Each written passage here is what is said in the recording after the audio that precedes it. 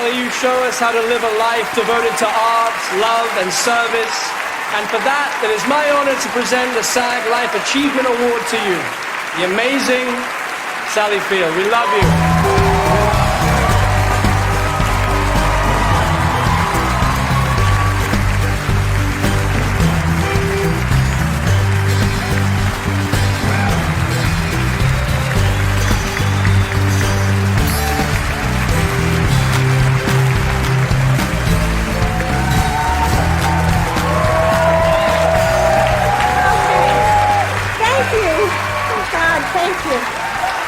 Oh, Lord in heaven, actors all standing on their feet.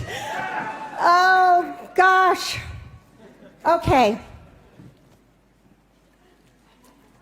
In the fall of 1964, I was standing in front of a camera on a freezing cold beach in Malibu, and I said my first lines of dialogue as a professional actor. You see before you me, Gidget. I was 17, fresh out of high school. I didn't have an agent, and I was working under what's called the Taft-Hartley law. A few months later, the show was picked up, and all of a sudden, I was a star of a television series. And I became a member of the Screen Actors Guild. I remember so clearly putting that little paper card in my wallet, quietly thrilled to call myself an actor. I first found this stage when I was 12 years old in the 7th grade, and after that I never left the drama department. Back, when schools actually had drama departments. I found this magic. On stage, it was the one place I could be freely me, more than any other place. When I got off stage, I felt shy and careful and hidden. I would think and rethink everything before I could say or do anything.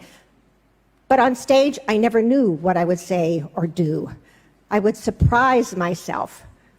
I wasn't looking for the applause or attention, even though that's nice sometimes. Anyway, it has never been about a need to hide myself behind the characters of other people. Acting to me has always been about finding those few precious moments when I feel totally, utterly, sometimes dangerously alive. So the task has always been to find a way to get to that, to get to the work, to claw my way to it if necessary.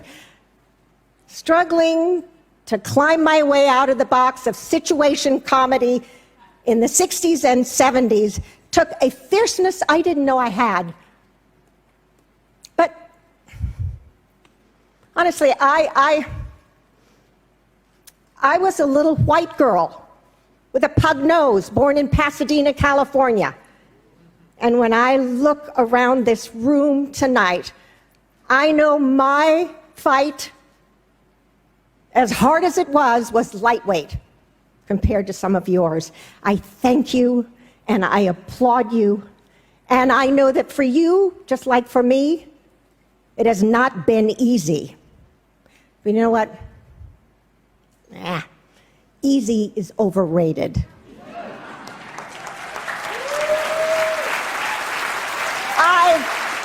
I've flown on wires and surfed in the ocean, rode on horses, in wagon trains and fast cars. I've had multiple personality, worked in a textile mill, picked cotton. I've been Mrs. Doubtfire's employer, Forrest Gump's mother, Lincoln's wife, and Spider-Man's aunt. I've done scenes wearing 50 pounds of period dresses, been fully clothed, semi-clothed, and totally naked. Huh, Jeff, don't you know?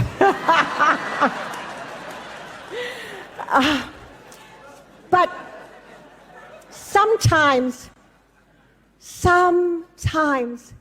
oh God, thank you, I have been lucky enough to be a part of projects, to work on projects whose screenplays were so good that my hands shook the first time I read them. Projects with such deep and complicated characters that the process of understanding them, of owning them somewhere inside, changed me. They opened and revealed parts of myself I would not have known otherwise. I've worked my whole life. I've ridden the highs and tried to learn from the lows. And in all of these almost 60 years, there is not a day that I don't feel quietly thrilled to call myself an actor. Thank you.